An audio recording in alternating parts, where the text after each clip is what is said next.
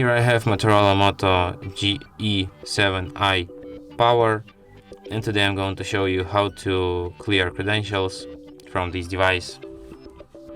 So firstly you have to open settings, then you have to go to the security section, then go to the encryption and credentials, and here you have to select the last option, clear credentials, remove all certificates, and then confirm it. And after that, credential storage will be erased. And that's it. Thanks for watching. If you find this tutorial useful, don't forget to hit that like button and subscribe to our channel.